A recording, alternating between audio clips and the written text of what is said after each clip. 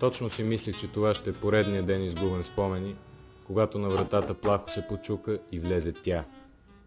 Краката й, две абаносови кули, гърди като малки острови на желанието и лице, от което дъхът ти спира.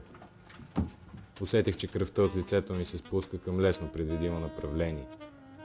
Когато седна пред бюрото ми, трябваше да си сипа още една кайсиева.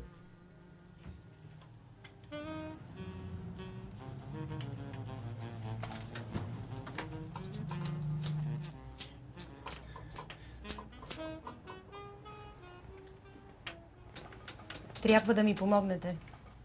Слушам ви. Искам да разбера всичко, което се случва с един човек. Александър Стамболийски. Парите са без значение.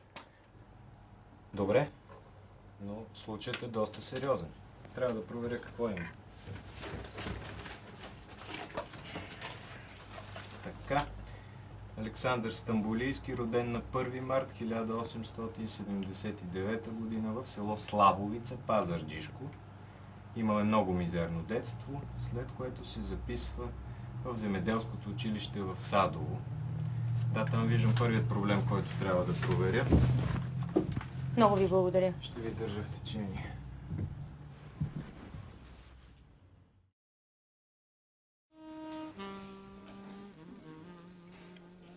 От моите информатори научих, че Стамболийски е станал учител в село Ветрен, защото според земеделските идеи, които защитава, селячеството има нужда от просвета. Исках лично да видя за какво става дума, още повече, че тук той среща съпругата си, Милена Даскалова. Значи от тук е цялата работа да се крива в това, че тръгва какво хване с тези големяни ти ръчички.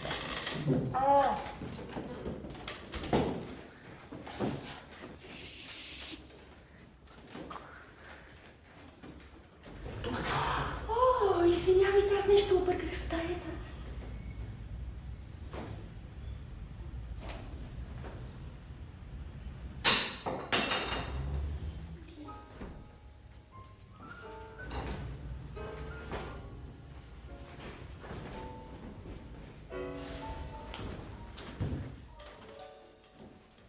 Нямах време да видя до край този красив момент, защото знаех, че учителското поприще няма да задоволи Стамболийски и през 1900 година той ще замине за Хале, Германия, за да следва агрономия. Трябваше много бързо да потеглям натам. И така, след като излиза от затвора, обектът получава министерски пост в правителството на Теодоров. Даже участва в делегацията за подписването на мирния договор в Париж.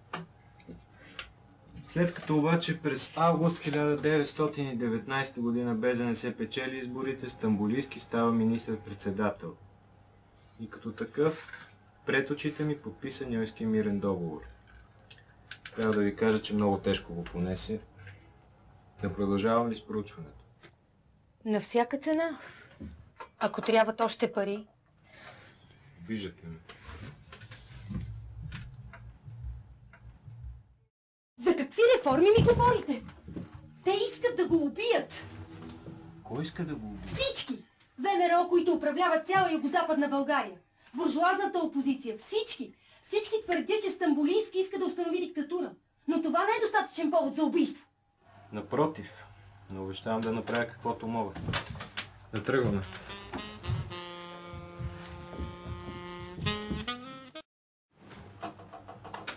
Съжалявам.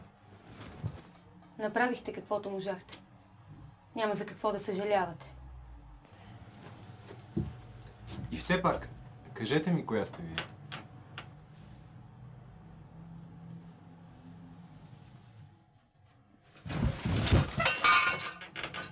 Професор Цанков?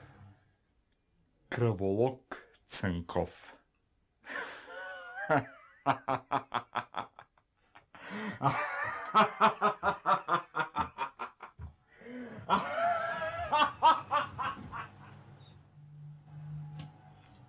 Така, уважаеми зрители, завършва днешното ни историческо разследване. То беше посветено на един противоречив политик, който, ухулван от едни и боготворен от други, все пак си остава личност в новата българска история. Едно определение, което днес, уви, не можем да използваме за никого. До скоро!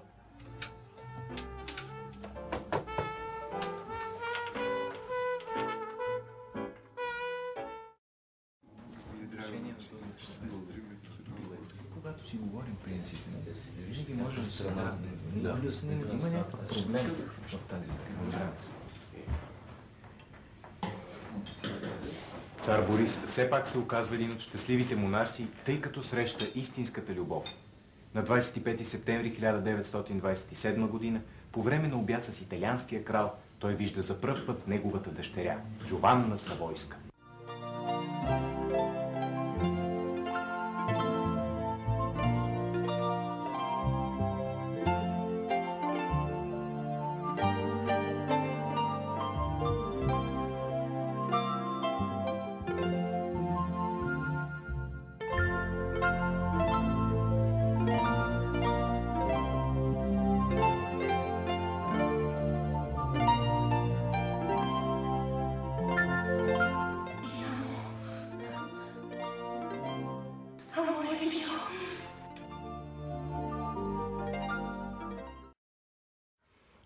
Senti, penso che l'amo e la mia risposta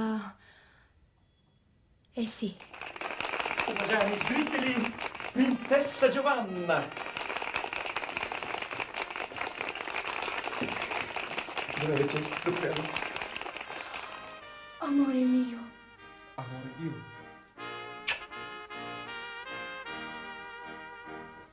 Ах, какъв щастлив финал! Какъв щастлив финал!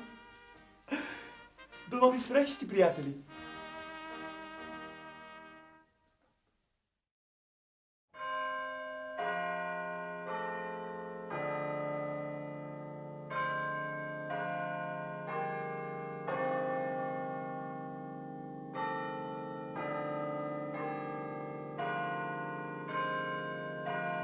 На 25 октомври 1930 г.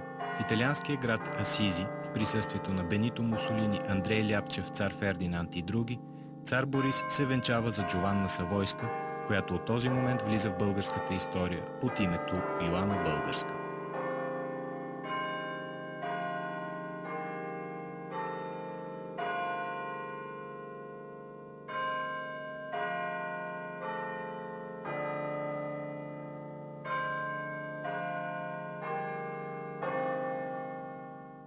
За съжаление обаче ние няма да можем да видим до край този красив момент, тъй като времето ни свърши. Надявам се обаче, че след 2 седмици ще бъдем отново заедно. До скоро!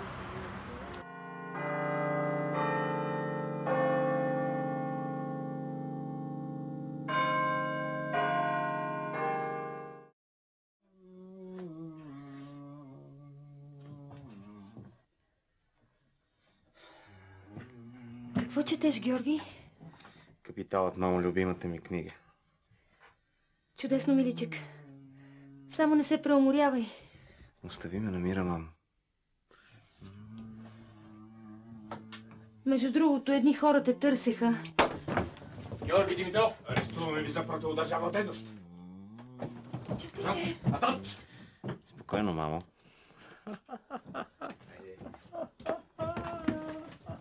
Георги!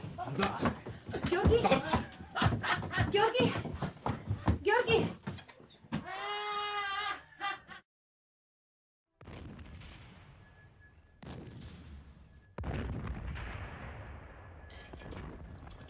Язби ни хвати!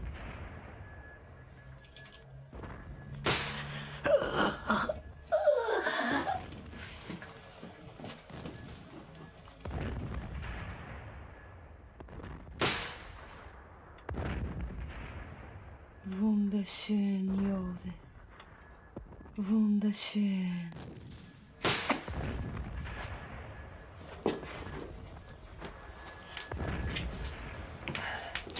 Последен си отива министърът на пропагандата доктор Йозеф Гьобелс. Преди да се самоубие, той застрелва 5-те си деца и жена си, като по този начин прави, може би, най-точната характеристика на нацистския начин на мислене. Една от най-кървавите страници в световната история съвсем скоро ще бъде затворена.